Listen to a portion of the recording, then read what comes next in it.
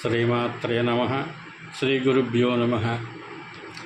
మా యొక్క భవానీ జ్యోతిష పీఠంలో అనేక రకాలైనటువంటి తాయెత్తులు, రక్షరేఖలు, యంత్రాలు ఇస్తాం.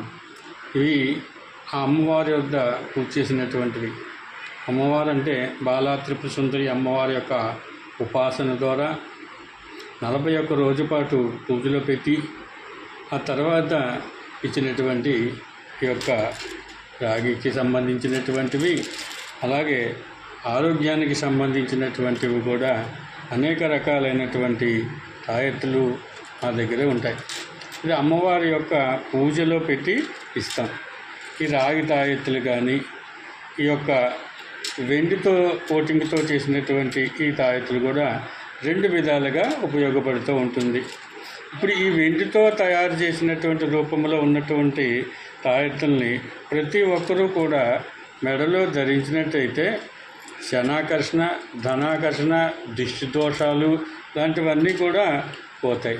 అలాగే ఈ రాగితో చేసినటువంటి ఈ యంత్రాలు ఏవైతే ఉన్నాయో, ఈ తాయెత్తులు ఏదైతే ఉన్నాయో, వీటిని మీరు కారులో కానీ, బైకుకు కానీ, ఎక్కడికి వెళ్తున్నా సరే వాహనానికి కట్టేటటువంటి వాహన రక్ష తాయెత్తులు ఇవి.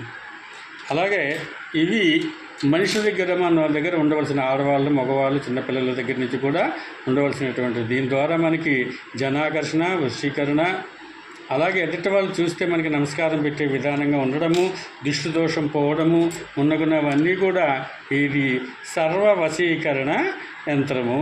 ఆ యంత్రాన్ని ఇందులో మంత్ర దిగ్బంధనం చేసి పూజ చేసి పెడతారు. చాలా మహిమాన్వితమైనటువంటివి. అలాగే ఈ రాగి యొక్క తాయెత్తులు ఏవైతే ఉన్నాయో వీటిలో కూడా యంత్రానికి సంబంధించినటువంటి మంత్రం రాసి పెడతారు. అందువల్ల ఇవి వాహనానికి కట్టాలి. అలాగే మన జేబులో పెట్టుకున్నా సరే, వ్యాపార సంస్థలో పెట్టినా సరే, ఇది జనాకర్షణ కలిగినటువంటి యంత్రం. ఈ జనాకర్షణ యంత్రాన్ని కానీ మనం వ్యాపార స్థలాల్లో కానీ, ఇంటి దగ్గర కానీ, ఎక్కడైనా కానీ మనం గుమ్మానికి ఎదురుగుండా పెట్టాలి. ఈ జనాకర్షణ యంత్రం కూడా 41 రోజు పాటు పూజ చేసి నవధాన్యాల్లో 9 రోజులు ఉంచి పూజ చేసినటువంటి మహిమాన్వితమైనటువంటి యంత్రాలు. కావున ఇవి కావలసినటువంటి వారు నమ్మకంతో రండి, ఆయుర ఆరోగ్యాలతో వర్ధిల్లండి.